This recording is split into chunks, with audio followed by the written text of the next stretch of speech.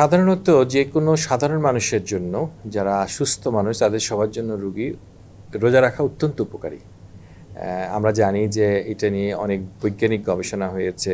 Japanese একজন scientist গবেষণা করেছিলেন যে আমরা শরীরের যে অটোফেগিক মেকানিজম আছে সে মেকানিজম এটাকে চালু করে এবং এই ধরনের রোজা রাখার ক্ষেত্রে কিন্তু আসলে রোজা শরীরের জন্য খুবই উপকারী।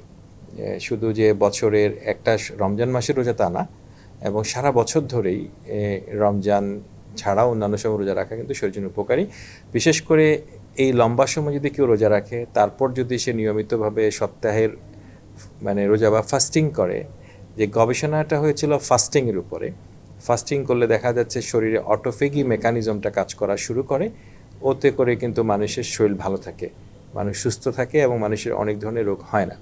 ক্যান্সার রোগীদের ক্ষেত্রে রোজা রাখার ক্ষেত্রে আমরা যে কথাটা চিন্তা করি, আমরা বিশেষ করে যারা হরমোন নিচ্ছেন বা অন্যান্য মুখে ওরাল ট্যাবলেট খাচ্ছেন এবং যাদের হয়তো কোনো ওষুধ এমন যদি খেয়ে থাকেন যেটাতে তার গ্লুকোজ লেভেল কমে যাচ্ছে না, এরকম রোগীরা কিন্তু রোজা রাখার ক্ষেত্রে কোনো অসুবিধা নেই। কিন্তু যেই রোগীটি আজকে কেমোথেরাপি পাচ্ছে, ইনফিউশন পাচ্ছে, আজকে যদি তার সিভিয়ার মিউকোটাইসিস হচ্ছে বা ডিসফেজিয়া হচ্ছে, রেডিওথেরাপি পাচ্ছে এরকম, বা অনেক বেশি বমি করতেছে, এই ধরনের রোগীগুলোর ওই সময়টাতে রোজা রাখার দরকার নেই। এবং যেহেতু রোজা রাখার ক্ষেত্রে কোনো সুনির্দিষ্ট কিন্তু ইসলামে বাধ্যবাধকতা নাই অসুস্থ মানুষদের জন্য, সেক্ষেত্রে কিন্তু তারা এটা করতে পারে।